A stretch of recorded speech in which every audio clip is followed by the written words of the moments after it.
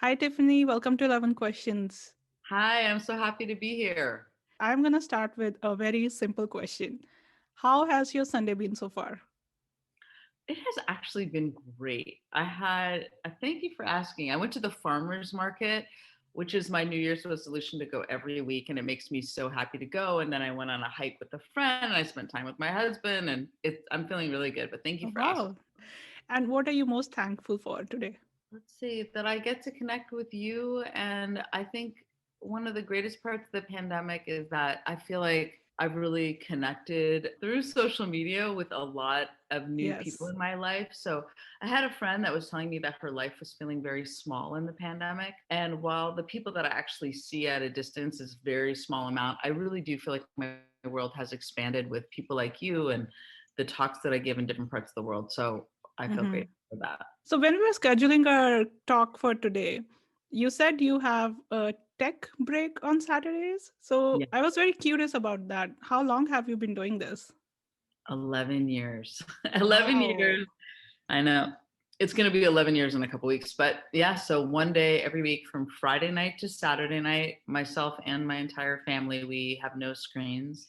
And it's been very life changing. I ended up writing a book about it called 24/6, and it's just brought so much balance to my life. And You yeah, are an inspiration to me because I only did this for one day. It was so hard. it was I hard. was Well, I like, think you have to set your. I mean, there is some prep to do and like kind of mentally what you need to do, but once you get into that mindset that it separates each of your week, it just starts giving back so much. you do wear a lot of hats. Like one is on your head right now. And then you have a writer hat, you have a filmmaker hat, and you are also a public speaker. Mhm. So, which of these do you enjoy the most? Oh my God, that's a great question. Well, I'm usually, yeah, half of my life, I'm normally like traveling around the world giving big talks in big theaters, and I love doing that. And then when the pandemic happened, that all just got canceled. And I've been doing a lot of talks on Zoom, which I think I've really figured out how to make them engaging for myself and for my audience. So anyone listening, I do a lot of different kind of things on Zoom that they can check out. They go to tiffanyshlain.com. But I do a Zoom holobake where I've been baking with people from all over the world once a month now. I really enjoy them all for different reasons. So writing I like because I like the solitary, although it's not as solitary as you think because I have an incredible editor that I send stuff to, and she sends me drafts back. And so it's very collaborative but all on the page. And then filmmaking, I've been working with the same filmmaking partner for 15 years, and it's very collaborative. We're writing the script like on the same document at the same time, and we're looking for images together. And then I love putting those out into the world. They're very like, I love the kind of response and emotion to a film. But with the book, it's been so exciting. I mean, every day people on Instagram, I think that's how I met you. I mean, every Yeah. day people are posting, holding up my book, saying how much it's changed their life, what it means to them. It's so meaningful to me because, like, with my films, you don't have that same kind of intimate relationship that I do with my readers. And then in a theater, that's a whole different thing because there's nothing that can replace being in a room with 1,000 people and interacting with them, giving a talk or showing a movie and that kind of experience. So I like them all for different. I feel so grateful that I get to do each one of those things. And You must have talked at different places, different events. Which one is the most memorable for you? that would have to be when I had just turned 40. Sorry, my dog's like eating in the back. No, that's a great background. I'm loving Okay. it. She's like chewing away. Um, I went to UC Berkeley for undergraduate. They asked me to deliver the commencement address when I had just turned 40.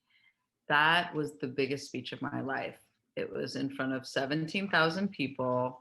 That was very nerve wracking. It felt like the most profound speech because the school that had taught me how to think was like asking me what I had learned out in the real world and what I had to share with all these undergraduates. I remember right before I went out on stage when I saw that many people and my mouth got dry, and I never get dry mouth, and I was like, I was like, water, someone give me water. And fortunately I got, and then I was just nervous right at the beginning. And then I just felt like super in the zone. And I did some things spontaneously that were not planned, that I was glad I just went for it. And it was the best speech of my life. I mean, I got a big standing ovation, and Wow. it was one of the most powerful moments of my life. Now, I also have to talk about your third hat, which is your filmmaking. So Yeah. I saw that you have won some awards for your films, Yeah. and I'm just curious, like, how does it feel to win all these awards and be applauded by viewers and critics for something you have put your heart and soul into? It feels really good. I mean, I had one film that got mixed reviews. I'm just going to say this because, and it's really hard. I have a friend who's a writer. I mean, I would say most of my films have, even that film that got mixed reviews won 17 awards. But I remembered those bad reviews, and it was hard to read them. And my friend told me that bad reviews go straight to your heart and good reviews can go straight to your head. Which I love. I like that. When you get a great review, you realize that what you were trying to do, someone got it. And they might have even gotten it in a different way than you were hoping. So it's very validating. I'm 50 years old. I've worked really hard in my life, and I feel grateful that I get to do what I love to do and that I'm recognized for it. So I really appreciate that. So, like you mentioned, you have done so much, like different projects, different areas. What has been your most proudest achievement? I think the book, which I have right here, my book. I think that's one of them. And then that film that I told you that I worked really hard on. And then that speech that you asked me about. I think those were my proudest moments. You did mention your monthly baking Zoom sessions. I want Yeah. to know more about that. Well, the only recipe in my book is for challah, which is a very sweet, savory, yummy Jewish bread. I describe in the book a lot about our Friday night dinners because we make the same thing every Friday night and we do it every week and so it's really good at this point because we have perfected these dishes. And one of them is the challah. When the pandemic happened, it was actually my daughters, because we make it every Friday morning. They were like, well, Mhm. let's do it on Zoom. And I kind of was like, okay, who knows what our new life's going to be like. And just hundreds of people came and they were so fun. We did them every week for the first 4 months of the pandemic. And I had guest writers and scientists and people from Italy and Berlin and all over the country. And I think everyone was looking for community, and we're talking about the pandemic and the election. And then it started to kind of take over my life. Like suddenly people were like, you have a baking show now. I'm like, oh my God, I do. That's all I'm doing. So now we do them once a month. So our next one's Mhm. going to be January 29th. But if you go to zoomhallahbake.com, which is like CHALLAH bake.com, you can find out when the next one is. And we made actually a fun 4-minute highlight video from all the challah bakes. But it was super fun. We had my husband teach like his incredible roasted chicken. I've had people teach us different recipes, but a lot of times we're talking about really serious things as we're baking. It's been super fun. I mean, a lot of people always come, and then there's always new people. So I'm it's a gonna real try mix. to join. It's very fun because I call on people, like I keep them all on Zoom, and you can be called on at any Is it moment, like, show your oh, dough. it's like a classroom?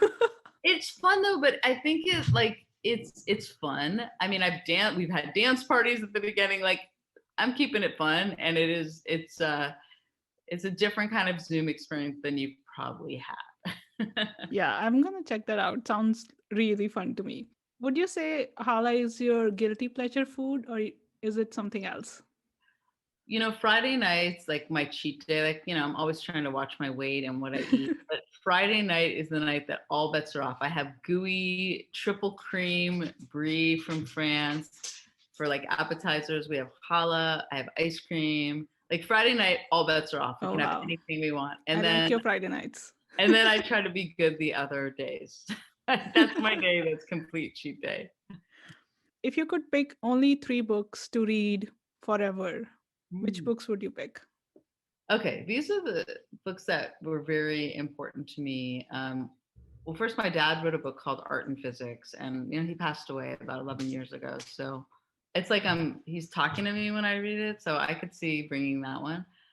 Siddhartha was a really influential book to me, and I've actually been meaning to reread it. But it was felt like one of the most profound. I'm really interested in Eastern philosophy, so I think I would bring that one. And for my third book, my daughter recently she's gotten super into philosophy. She has a book on like an overview of philosophy. I think it would be a book that I could really mull on ideas. Lastly, if you were to pick just one interesting life experience to share with us, which one would that be? When I was in fourth grade, it was like bring your parent to school day.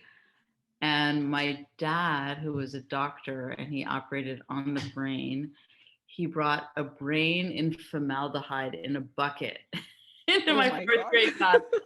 And he lifted up the bucket. So like the brain was just sitting there. And I just remember a lot of people screamed. And I was just fascinated that like every emotion and every thought was in this 3 pound, weird looking, pink, ripply thing. I was just, and so much of my films have been trying to kind of unpack what happens in there. So I think that would be my story.